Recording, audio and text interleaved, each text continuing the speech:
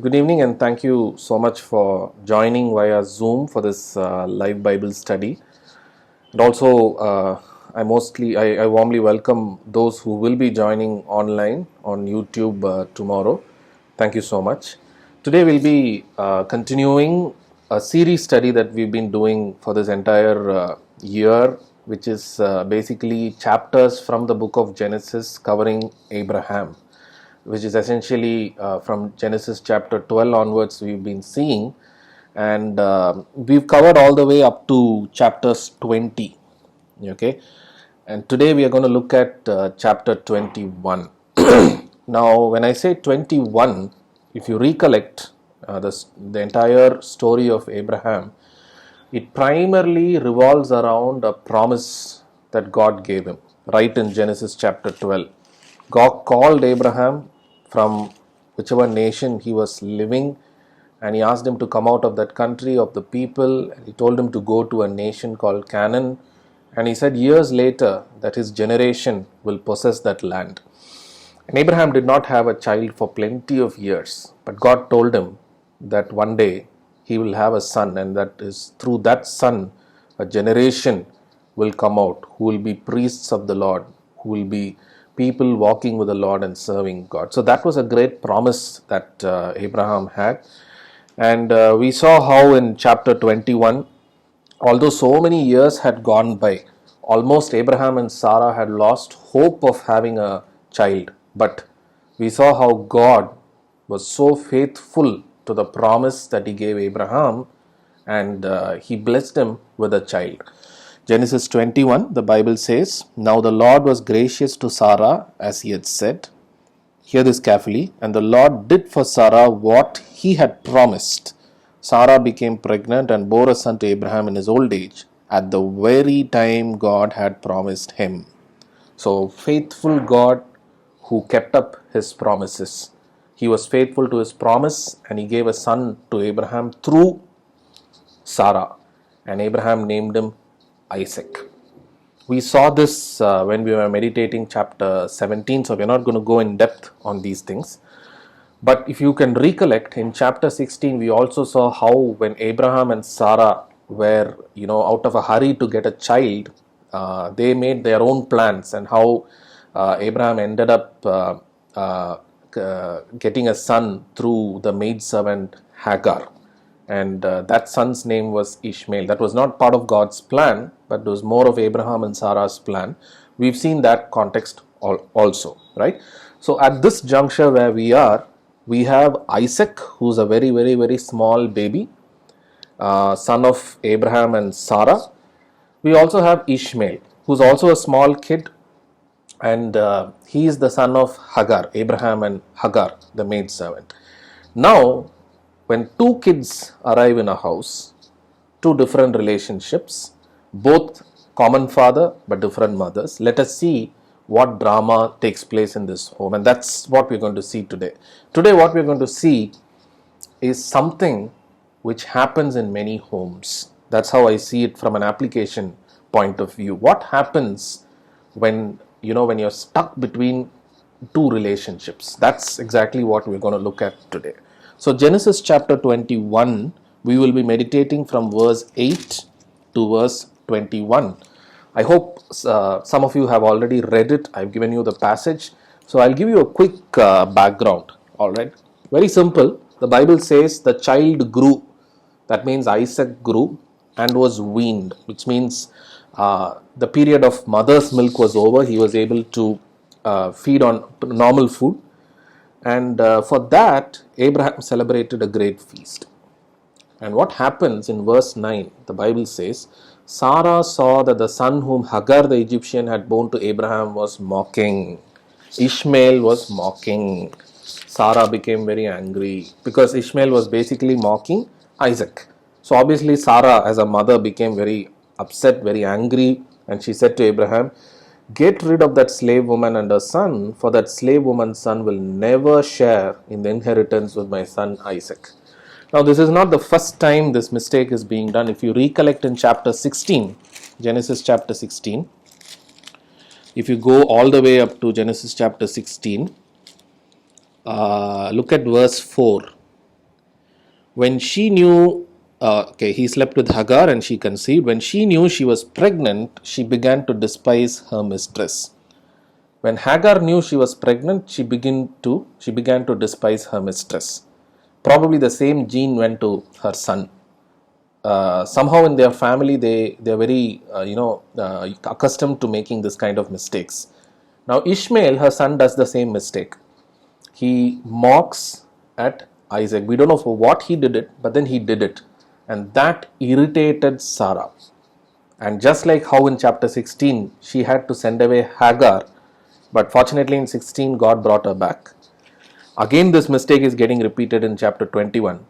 And this time Sarah is so frustrated that she says, Abraham, just get rid of that slave woman and her son. She will have absolutely no inheritance with Isaac. She will not share in that inheritance. Now, very interestingly, the Bible says in verse 11, the Bible says, this matter, or the matter, Genesis 21 verse 11, the matter distressed Abraham greatly because it concerned his son. I want you to take a pencil and underline this. This could be your situation today. The matter distressed Abraham greatly because it concerned his son. Okay? Why do you think this matter distressed Abraham greatly? Why do you think the Bible says this matter distressed Abraham greatly? Now the answer is very simple. Just imagine you have two children at your home, maybe two sons, just like Abraham, and both of them grow, and God blesses you with great riches. Imagine, not imagining, but the fact is, Abraham was a very wealthy man.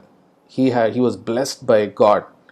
He had so much of sheep and cattle and whatnot. He was a wealthy man. He was a powerful man, which means his sons will inherit Abraham's blessings, the property, and every single thing. So imagine you have two children, two sons, and when they grow big, when you are blessed by God, you will love both your sons in the same way because both are your flesh and blood. You will love them both in the same way. And obviously, any rightful father will want the sons to inherit from their property in an equal way. No father, no rightfully minded father will want one son to enjoy all the blessings and another son to suffer. No father will want that. In the same way, Abraham wanted Isaac and Ishmael both to enjoy the blessings of God.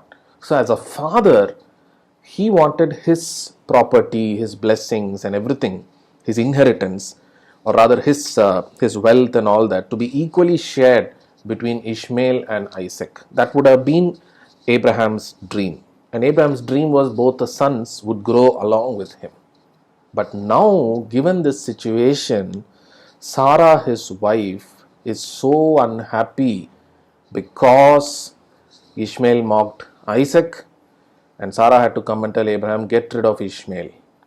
And look at the Bible. Sarah said, this son will never share in the inheritance with my son Isaac, which means, it means one Ishmael is going away from Abraham. Another, Ishmael will not have any inheritance, any share in the inheritance along with the son Isaac. This son will never share in the inheritance with my son Isaac. Hearing these words, Abraham was greatly distressed. You know why he was distressed? He was struggling to choose between Sarah / Isaac and Hagar / Ishmael. He loved Isaac, he loved Ishmael, he loved them both. He loved Sarah, he had great respect for her maidservant. Whatever said and done, end of the day, Ishmael was his own blood and flesh and blood. So he loved both. He loved both the relationships. Both were sons to him. Now he didn't know what to do. Should I satisfy Sarah by sending Ishmael away? Or by retaining Ishmael, fair enough, I have the satisfaction of making sure some of my blessings or property goes to Ishmael. But if that happens, Sarah is going to get disappointed. So he was confused. He was having a conflict in mind. Whom shall I satisfy? Lord, I don't know what to do. Whatever I do, only one party is going to get satisfied. Another party is going to get disappointed. What shall I do? This was the conflict that was going in Abraham's mind. And mind you, that is why the Bible says the matter, verse 11, the matter distressed Abraham greatly because it concerned his son. And when this was happening, God intervenes in Abraham's life. Go to verse, continue verse, or go to verse 12.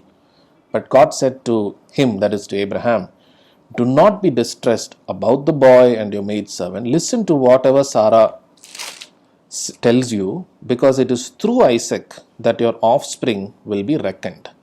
I will make the son of the maidservant into a nation also, because he is your offspring. What a wonderful God we have. God comes to Abraham's aid and offers a perfect solution. See, Abraham could not take a decision. He was distressed. He was thinking, what do I do? Shall I send away Ishmael? That will please Sarah, make Sarah happy. But then my son Ishmael will not have any blessings, will not have any inheritance. One more side, okay, I'll send away, I will keep Ishmael with me. He will continue to share in the inheritance with my son Isaac. But Sarah will be disappointed. So he was completely having a conflict in his mind and he was struggling. At that point, our God was not a spectator in heaven watching everything and saying, this has got nothing to do with me. You look at the verse 12. God says, it is through Isaac your offspring will be reckoned. In short, what God is saying is, my plan of giving a nation to you, my plan of redeeming a generation for myself who will serve me as priests, who will serve me as kingdom of priests, is only through your son Isaac. Therefore, God could have easily said, my plan is anyway through Isaac. You do whatever you want with Ishmael, it's none of my concern. And God could have simply been a spectator to the situation. But the Bible says, our God was a God of grace. God was moved when Abraham was distressed. The fact that Abraham got distressed concerned the heart of God. God, whatever distressed Abraham was God's concern. God was concerned about that which caused distress to the heart of Abraham. And he came to Abraham's aid and he offers him a perfect solution. What was that perfect solution? We will look at that. We will dwell more into it. But I just want to bring one point here today. Today you and I may be caught up in situations like this, especially when it comes to relationships, when it comes to families. All right? Or it could be anything else. Today the Holy Spirit is asking you, are you distressed? Is something distressing your heart today? God is not a spectator in heaven watching and washing his hands saying, this is none of my problem. This is nothing to do with the plans that I have for you. This is your own business. Take care. He is not that kind of a God. If you are distressed about something today, God is concerned. God is concerned about those things that distress your heart. God is concerned about that which concerns you. And God is promising to come to your aid. You turn any side, you won't get any solution. You will only have more distress in your heart. But God can offer you a perfect solution. And today God is promising you, if you are distressed today, I am not a spectator in heaven. I will come to your aid, because whatever distresses your heart concerns my heart, says the Lord God Almighty. Amen. So if you are distressed today, the Holy Spirit is telling, God is concerned and he will surely come to your aid to relieve you from this distressful situation. Now let's go on to the wonderful solution that God gives. This is very, very interesting. God says in verse 12, do not be distressed about the boy and your maidservant. Listen to whatever Sarah tells you. Underline that. Listen to whatever Sarah tells you. What is Sarah telling? She told, send Ishmael away. Not that Sarah is some real saint of God and all that, but what God was telling Abraham in short is, It is through Isaac that your offspring will be reckoned. God was telling Abraham, my plan and my purpose in your life will be fulfilled only through Isaac. So it is important that you let go of Ishmael. Right? Here God was teaching Abraham a lesson. God was telling Abraham, hey Abraham, maybe you and Sarah planned by yourself and you ended up having a child through Hagar. That was Ishmael. That's fine. But my plan and purpose through your life is not through Ishmael. It is only through Isaac. So let go of the relationship that is going to hinder this plan of mine. See, if you recollect Genesis chapter 16, go all the way to Genesis chapter 16 and you look at verse 12, Genesis 16:12. It talks about Ishmael. It's a prophecy about Ishmael. The Bible says, he will be a wild donkey of a man. His hand will be against everyone and everyone's hand against him. Watch this, hear this very closely. And he will live in hostility toward all his brothers. That means, already it was known to God that Ishmael will always live in hostility towards his brother Isaac. Therefore, when Ishmael and Isaac are together, there will always be some kind of conflict. And this conflict can hinder God's plan and purposes which he wanted to fulfill through the life of Isaac. So, God gave an instruction to Abraham, let go of Ishmael. Don't hold Ishmael close to yourself. Let go of Ishmael, because my plan and purpose is going to be fulfilled only through Isaac. Alright, this is only one part of the solution. If Abraham lets go of Ishmael, one end, Abraham is making sure that God's plan and purposes through Isaac is not getting hindered. That's one end. Now the other end is, of course, Sarah is also getting satisfied. So that's fine. That part is taken care of. But what about Ishmael? Abraham would have had a question in his heart. Lord, if I let go of Ishmael, what will happen to him? Will he be a beggar? Will he turn out to be someone who, will not be richly blessed? What about my other son, Ishmael? Who will take care of him? For that, God gives him an answer. He says in verse 13, Genesis chapter 21 and verse 13, I will make the son of the maidservant into a nation also, because he is your offspring. God tells Abraham, you let go of Ishmael, but I am not letting go of Ishmael. I will watch over Ishmael. Not only Isaac I will make into a great nation, Ishmael also I will make him into a great nation. Which means, although Ishmael will not inherit anything from Abraham, God will bless Ishmael in such a way that Ishmael will not live in poverty. He himself will be richly blessed, and he himself will also be and become a nation. So God was telling Abraham the perfect solution. Let go of Ishmael. But you let go of Ishmael doesn't mean I am letting go of Ishmael. I will watch over Ishmael. I will take care of him. I will make him into a great nation. Look at, for example, verse 20, Genesis 21 and verse 20. God was with the boy as he grew up. As Ishmael grew up, it refers to Ishmael here. As Ishmael grew up, the Bible says, God was with the boy. Abraham was not with the boy. Probably they were far away from Abraham. Only Isaac was with Abraham.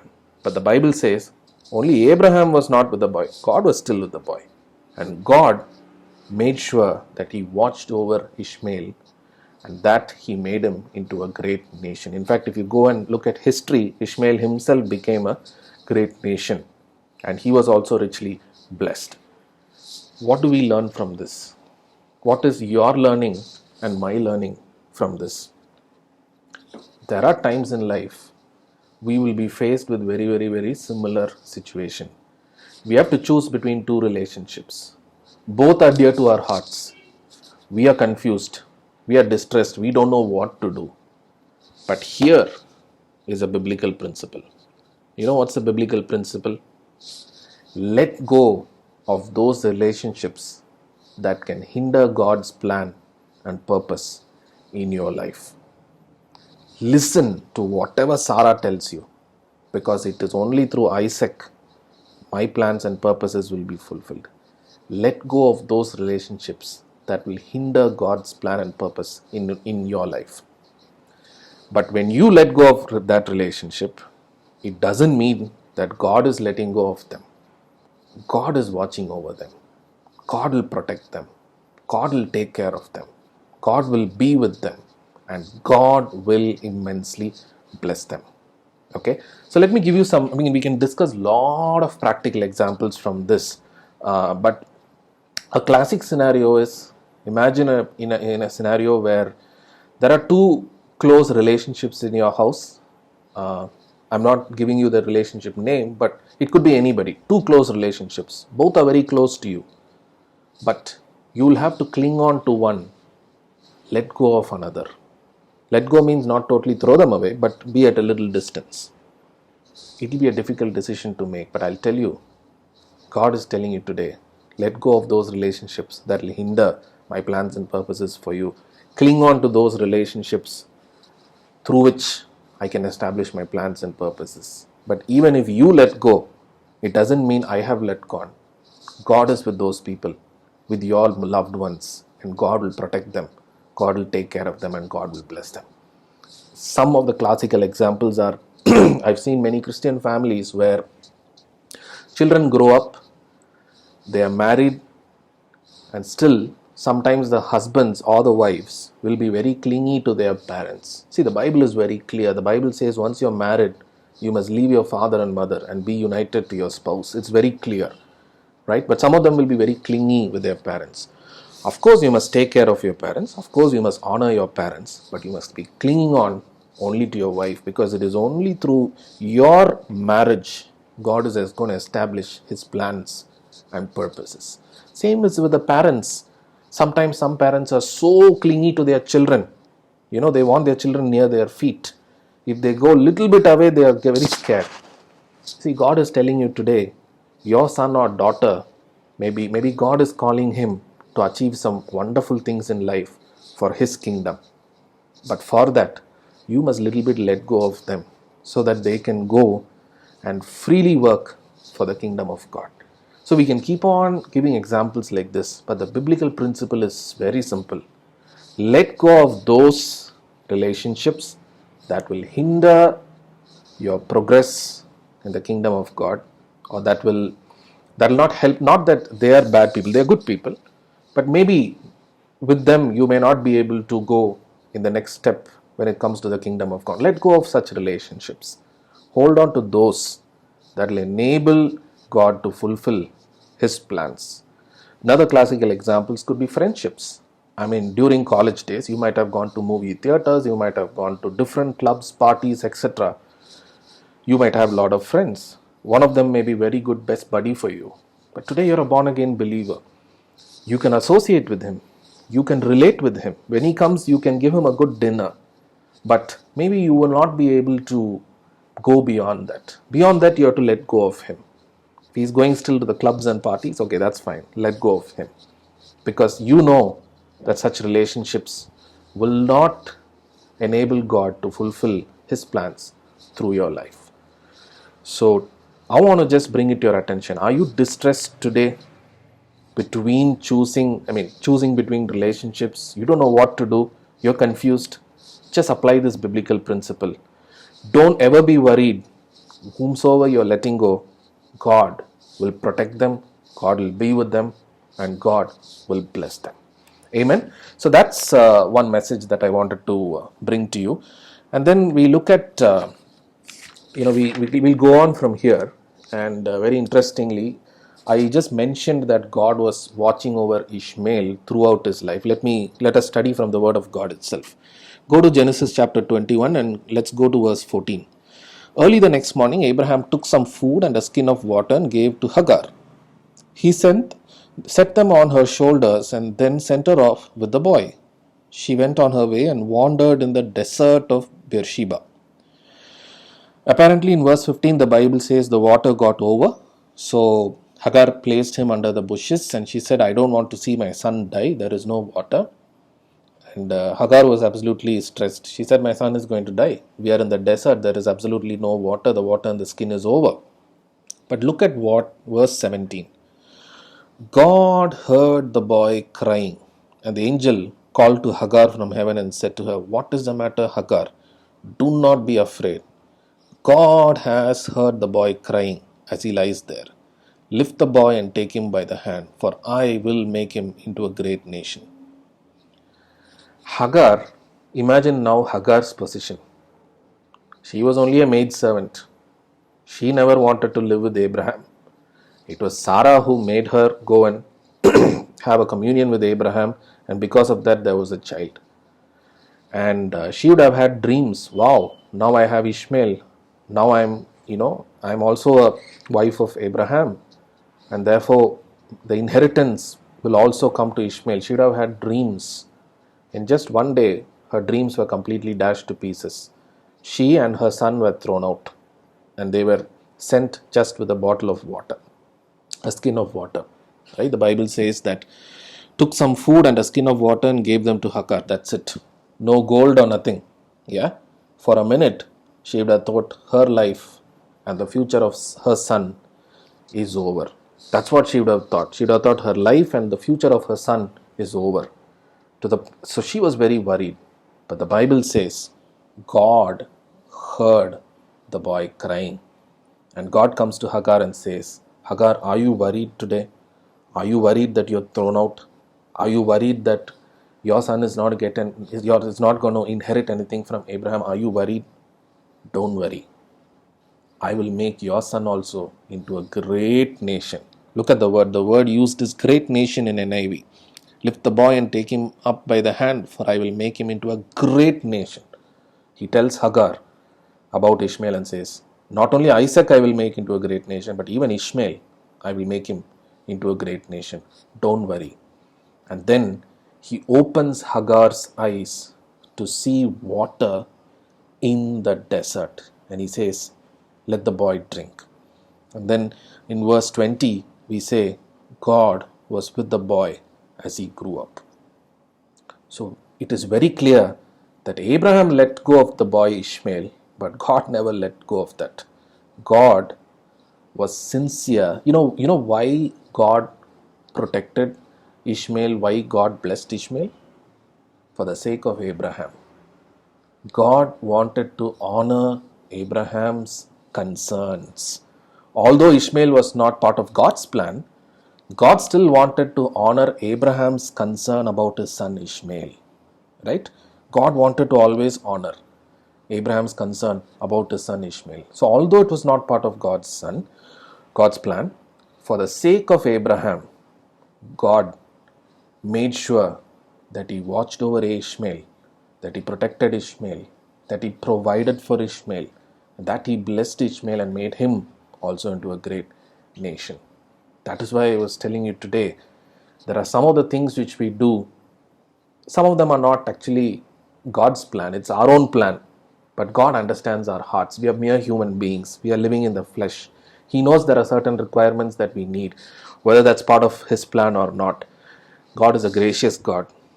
Even there, He will choose to take care of our concerns. So that which was a concern for Abraham concerned the heart of God. Today, whatever be your concern, God is also concerned about that. If something is distressing your heart, God is concerned about that, and He will come to your aid. Amen. And then the last point is very interesting. I call it as water in the desert. And invariably, Hagar always, when she runs away, she ends up in a desert. That's what we see in chapter 16 as well as in 21. And in a desert, it is impossible to find water. Or it is very difficult to find water in the desert. But the Bible says, verse 19, God opened her eyes and she saw a well of water. Water in the desert. A provision of water in a place where water cannot be easily found. A provision in the most impossible place.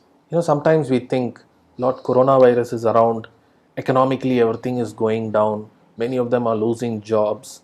Some of you might have lost your jobs as well. and there is a fear of this industry is closing, that industry is not happening, 50% of hotels may never reopen, so on and so forth. But I'll tell you, irrespective of the situation, God can provide. God can make a provision even in an impossible place. So if you are worried today, what will be my future? What can happen to my job? What can happen to economy and all that? I'll tell you, don't worry about it. For you, God will open a well of water even in the desert. You will have your provision met out by God. All right, and that's what happened in the case of Hagar and Ishmael. God provided water in the desert to quench the thirst of the boy. I want to close this Bible study. It's a beautiful drama of a family situation and how God comes to aid and offers Abraham a perfect solution. Only two things you need to keep in mind. If there is something that is distressing your heart today, God is concerned and He will come to your aid and He will give you a perfect solution. Wait upon Him. If you're caught up between relationships and you don't know how to decide, cling on to those relationships through which God will establish His plans. Let go of some of them, some of the relationships which will hinder God's plans and purposes in your life. But don't worry, God will take care of them, God will protect them, God will bless them, and God will watch over them. That's the message that God spoke to my heart through this particular passage, and I wanted to share with you all. I hope you're blessed, and I hope the word of God has spoken to your heart. I hope you're encouraged. Thank you so much, and we will meet again next week or next time, another Saturday, with another Bible study. Amen. Thank you.